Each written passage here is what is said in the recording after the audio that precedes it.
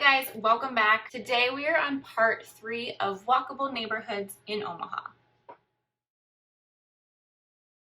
And we are talking about the Blackstone District. Yay! I love the Blackstone District. It's really come alive over the last few years. It really puts Midtown on the map as a place to be with upscale dining and nightlife. This district has a mixture of old and new and is a great example of walkable neighborhoods in Omaha. My name is Ashley McKeever, and I'm a realtor with the Prairie and Pine Real Estate Group at Keller Williams, Greater Omaha.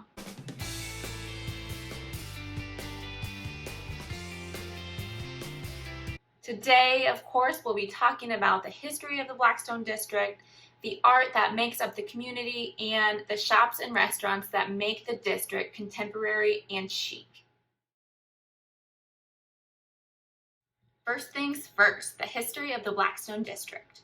It starts in the mid-1880s when Omaha was first expanding to the west. The Blackstone District was actually considered to be West Omaha, or West O, like us Omahans say. Unlike the other areas we've talked about previously, the Blackstone District was always a part of Omaha and therefore wasn't annexed. The area is speckled with beautiful brick and stone homes and mansions that were designed by famous architects of the time.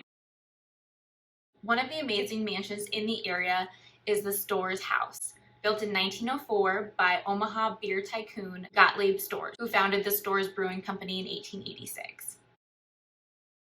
The Storrs Mansion was built in the Jacobean Revival style and is a rare visual connection to the golden era of Omaha history. This home was listed on the National Register of Historic Places in 1974 and is currently used as a single-family residence. In 1916, the Blackstone Hotel was erected at 36th and Farnham.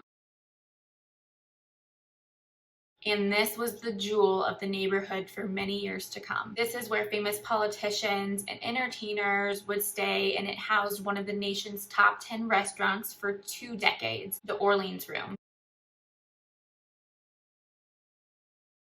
And of course, this hotel is how the Blackstone District got its name. The Blackstone Hotel was built as a residential hotel, which meant residents usually rented by the year rather than the day. In 1920, it was sold to someone else and converted into a regular hotel. And after that, it soon became a symbol of elegance and became the premier hotel between Chicago and San Francisco. In 1984, it was renovated and used for offices, renamed Blackstone Center. In 2017, Kiewit Corporation bought the Blackstone and worked out of there. They sold it off to new owners and they restored it back to a luxury hotel, which is super exciting. It's the Kimpton Cottonwood Hotel. I guess they couldn't use the Blackstone Hotel because of legal issues. They also brought back the Orleans Room with a total of 5 bars and restaurants in the hotel. It's a great spot to stay for a staycation, a vacation. If you currently live in Omaha or just visiting, you should definitely consider the Cottonwood to stay.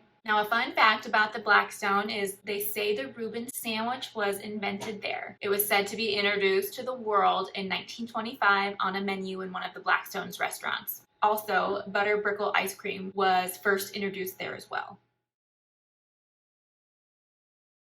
Walking or driving around the area, you'll be sure to see some art in the streets. Omaha artist Waddy White has several around town that are a part of the public art initiative 100 People.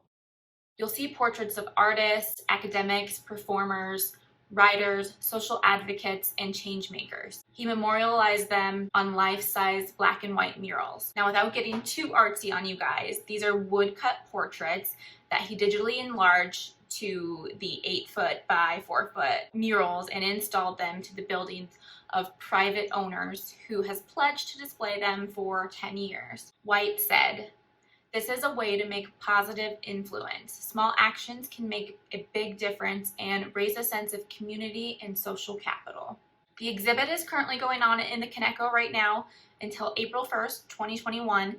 So if you want to see 100 people all in one space, make sure to check it out this week. Okay. Shops and restaurants in the Blackstone District. Since we're talking about art, it only makes sense to talk about Landlocked Gallery. This small gallery provides a space for artists and makers at little to no cost to them. Make sure to stop by, look at some great local art, and when you purchase anything from the store, you know you're supporting local artists and the community.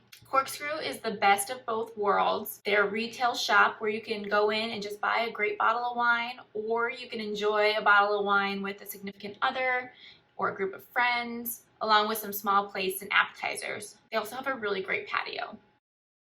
And speaking of great patios, Little Ricky's Rooftop Bar is a must-stop in Blackstone for an awesome view and a cocktail.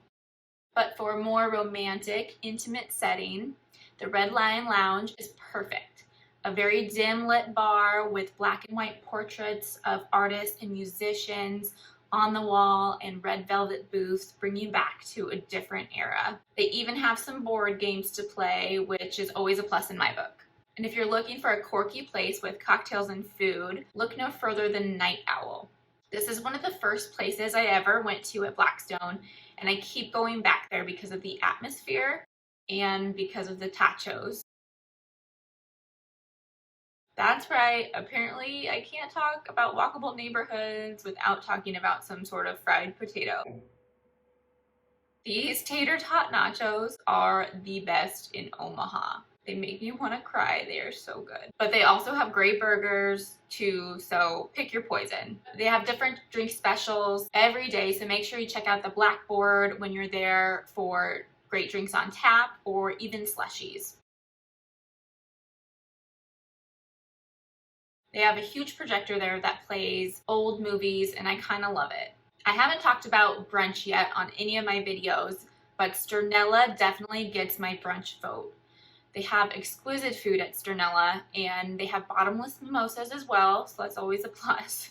You can't go wrong with Sternella, breakfast, lunch, or dinner. The Blackstone District has seen much revitalization in the recent years, both inside and out.